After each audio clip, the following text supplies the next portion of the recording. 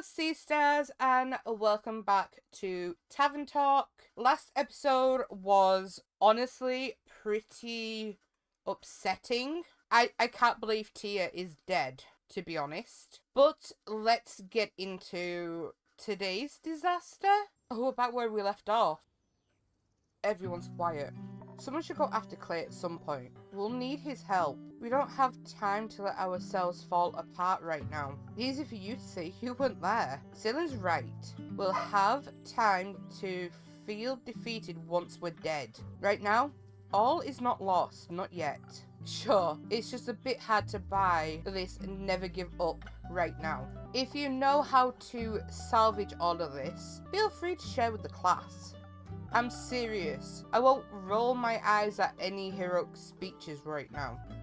Yeah, I figured. But what? Do you just want to give up? I don't know. Clay was right. It's getting pretty hard to see the point. That's exactly what got us into this mess to begin with. What? Your failure? No. This ambivalence. I think you guys need to take a good hard look at reality. I don't like betting on losing horses. Of course. Did enough pro bono today? How much will it cost to get you interested again? Oh, you can write off. Yelissa, what's up, Dave? Think this through. What would you even do? Where would you go? Don't patronize me for trying to save myself. Dave's right. There won't be anywhere to go soon. I don't want to hear it, Innkeeper. What do you even know? All you do is sit here and watch everything fall apart around you. Don't you dare lecture me on this. I don't think that's very fair of you to say. You really want to talk about fair? It must be easy, huh? All up in your high horse, watching us struggle every day, and all you can spare is some half-assed commentary and a few pleasantries. I'm sorry. I didn't realize you mercenaries cared so much. Well, I get there in the end. Did you? Should have figured. Explains why that bird spying on us all the time was also just a footnote for you. Hey, you always go on about your responsibilities as an innkeeper. How it's your duty to serve anyone that walks through those doors. If that necromancer walked in here, would you offer him an ear and listen to his story? Would you serve Alethea's murderer a drink with the same smile like you do for us? Hey, maybe he'd bring her corpse along. Good thing you'd already know what drink to serve her. That's cruel. Why are you defending her? You should be just as pissed as me. That elf is gone because she couldn't get over her own ego. For all we know, Fable could be dead in a ditch somewhere we wouldn't know. My drinks aren't miracle tinctures. They can't move mountains. But they could provide the edge between life and death, couldn't they? And you decided to refuse them that help because you were petty. Not like it matters now. Don't talk like Fable's already dead. Maybe you should have thought harder before letting Fable walk away like that. What happened to believing in them? If there's even a chance they might come back, I'll keep these tavern doors open.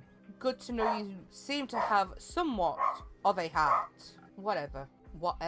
I don't know what else you want me to say. Just try to say something that doesn't make it sound like you've already given up. Like you didn't give up the moment things turned rough in the chasm. That was different. People were dying. A lot of people will die soon because we ran. So unless you have some big idea for how to fix this world... Oh, I know. You can just set up another hit, Dave. That way, someone else can take care of your problems again. It just won't be me this time. Innkeeper, Celine, it's been real or not, but risking Clay's temper seems more meaningful than sitting here, so goodbye.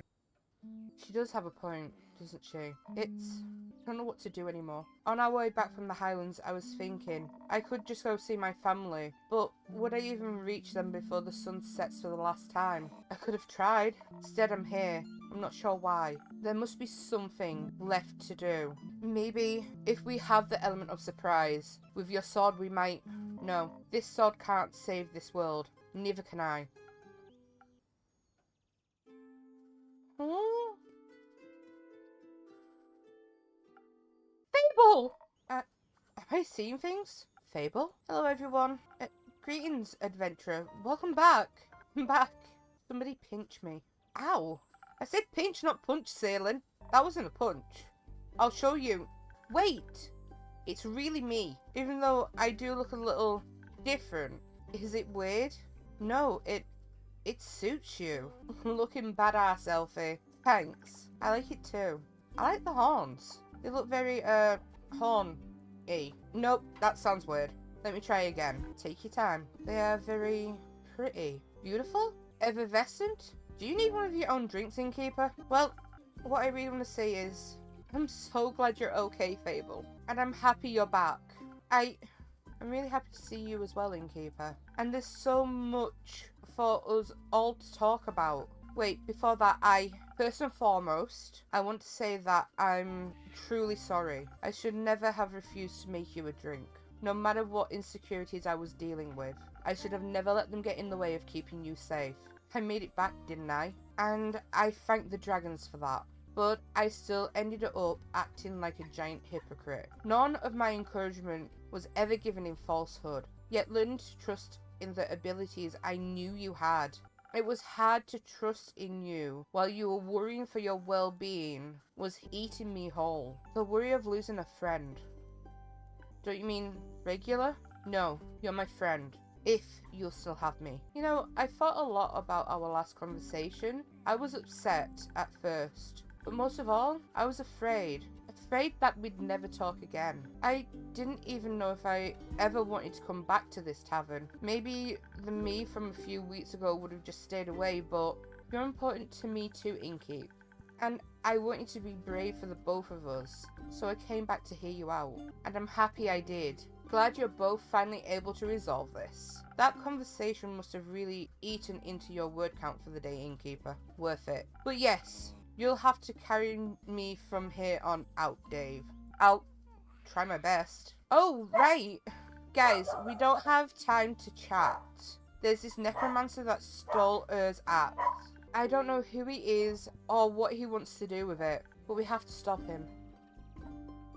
Why are you guys looking at me like that? It might be good to get everyone up to speed.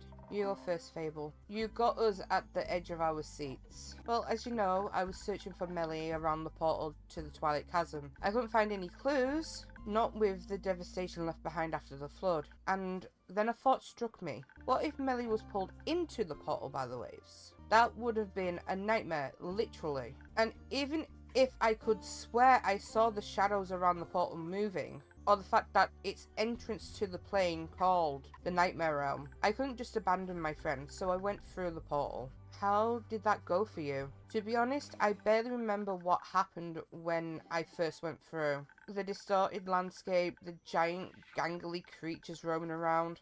My heart was beating out of my chest. All my blood was in my ears again. Eventually I found an alcove that gave me some shelter, but I just couldn't stop freaking out. In my blind panic, I had run so far away from where I had entered that the chance of finding any traces of Melly was almost zero. So what did you do next? I must have fallen asleep. What? Excuse me? Well, all that running around and worrying got me so exhausted I must have passed out. It was weird, falling asleep in such a strange place. I couldn't remember any of the dreams afterwards, just this sense of disquiet and unease. But when I woke up, the Twilight Chasm looked different to me. It didn't scare me so much anymore. Moreover, I felt almost melancholic as I regarded its deep purple horizons. And suddenly, close to my alcove were spiky mountains split in the sky. I saw entrances to tunnels that hadn't been there before. My curiosity got the better of me and I ventured inside. The deeper I went in, the more I started seeing veins of precious stones lining the walls. And soon the tunnel widened into a huge cave. And I mean, it was huge, gigantic. I wasn't even able to see the ceiling anymore. Turns out, somehow, I stumbled from the Twilight Chasm into the center of the plane. Not the dragon, but in front of me was the sleeping form of the elder dragon themselves, looking more awake than they should have. I can only guess that the water covering the floor must have roused them. The flood had even managed to reach Ur's cavern. You mean the dragon that, if woken too early, will bring the end of everything was awake? Yes, great.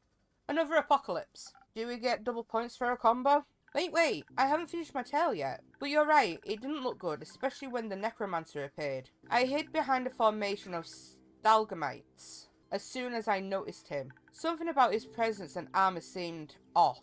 He was followed by a couple of undead creatures dressed in farmer's clothing. I was still debating whether to reveal myself or not when he began to cast a strange spell. A green mist started to coalesce around Ur's head. Then the eyes flew fully open. I was stunned when I saw their gaze. Their presence had suddenly become stifling. Whatever strange visions the mist revealed seemed to enrage them. Their roar must have shaken the whole plane. But while was distracted, the necromancer tried to retrieve their fabled axe, wrapped in their tail. It was a gut feeling, but I just couldn't let him take the axe. I had to stop him. But as he took hold of the large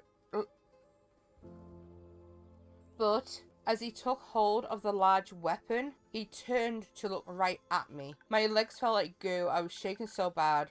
It was hard to draw breath. I knew at that moment, should I try to fight him, I would die. It was by pure luck, in that moment, shook off the mist and lunged for the intruder. The undead creatures used their bodies to shield him, shattering upon impact with Ur's claws, while the necromancer cast the same mist spell again. The spell connected with ease, giving him the precious seconds he needed to escape. For a while nothing happened, there was just silence. I think desperation made me brave, or blind to consequences, but I could hesitate no longer. If that necromancer was to use the axe for evil, while I had the chance to stop him and didn't, so I abandoned my hiding spot and ran towards begging them for help. You just asked the Elder Dragon for help? Yes. It seemed like my only option at the time. How did they answer? With a riddle. It went something like this. Gems and jewels I create, yet my most precious treasure I still await. Sought by many, found by the lucky, it blessed the oldest and the youngest before it struck me. No mortal stands against it, an immortal's delight, so close to death, unseeing you find. What little mortal do I seek? That's easy, I already figured it out. Always love riddles. Can't relate. I appreciate their lyricism. To be honest, I could barely think past all the emotions wearing within me, and I just said the first thing that came to my mind. I told them how I didn't want to answer a riddle just then. Saving people shouldn't depend on getting a riddle right. And if wanted something in the first place, maybe they shouldn't speak in riddles and communicate clearly instead. Wow, you said that to their face? I got caught up in the moment. It seemed to surprise them, judging by the rumbling chuckle they let out. Eventually, told me that all they wanted to do was fall back asleep. So I pulled out my lute and played the Elder Dragon, a lullaby. Just as I could see their eyes starting to droop, they lifted one gigantic talon to my forehead. A strange heat ran through my body, and a floating orb of blinding blue fire appeared in front of me. It was so warm and kind. It tickled my nose, and when I couldn't hold in my laughter any longer, I accidentally ate it. Before I could panic about wasting Ur's gift, their gaze let me know that everything was fine, that their flame would stay with me from then on, and that this strength was their boon to me, to this world. The makeover was included, I guess, and that's all there is to it, really. I think that was plenty. That's astonishing. It's not like I did anything special. Anyone in my position would have done the same. No, I think this has Fable written all over it. I did forget to bring a cool trinket back for you. I think you brought back something a lot more important. Hope. Oh, Elfie, are you saying you can actually produce dragon fire now? I think so. I practiced recreating the orb on the way here, but I still have a long way to go. Ha! I feel like I'm missing some context here. Later, I need to go get Rhea right now. That was fast. Can't blame her. I heard you might have some dragon fire for me sword. Good to see you back in one piece, Fable. Good to be back in one piece. So, what's the situation? Is there a new plan? Yes, maybe. We'll need to figure out the details. But it's fair to say we've been given another shot. Right. If there's smithing to be done, ye know I'm with ye. How long do you think you'll need to reforge the sword? Might be tight, but this isn't the first time I've worked with a strict deadline. It'll be ready before sunrise. Got no time to waste. Right. I'd still really like to know what we can't waste time on. Let's discuss it with the others. Millie is a lot better at explaining this kind of stuff. She's safe? Yes, she's safe. Inkeep, I'll trust she have some quests locked and loaded for us. Top of the morning? Of course. I guess we'll see you tomorrow, Inkeep. Rest well, everyone. Is it that? Yes, it is that. Fight of hopes and dreams. Home might seem lost, but the fight is not over yet. Quasar can still be stopped at the aperture. He is in the possession of a draconic weapon, but so are we. Thanks to Fable and the newly obtained Dragonfire, we're able to forge a weapon to withstand his evil powers. That means we're gonna fight this guy. Once and for all. Alright, Sea Stars, thank you so much for watching this episode. We now have a fighting chance to stop the Necromancer Quasar. So hopefully, this next part will be the end of it all. But I shall see you next time. Bye!